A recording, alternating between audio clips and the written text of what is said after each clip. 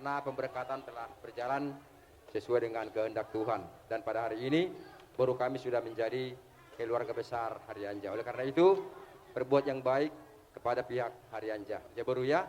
Nah, jadi kalaupun nanti kami memberikan ulos, ini hanya sebagai jembatan aja, perantaraan aja. Tetapi doa kami kepada Tuhan, semoga kalian menjadi keluarga yang berbahagia dan keluarga yang takut akan Tuhan, keluarga yang cepat dapat momongan. Inilah doa dan permohonan kami dari kumpulan Sekota Maria Batam, begitu juga dengan Sebatu Haji. Amang para musik nami. Besok kami hula-hula tapu bulu ne pasat ulus ma suang sonang ka sahuta. Alanya mang pe kamu mau godang na hapar.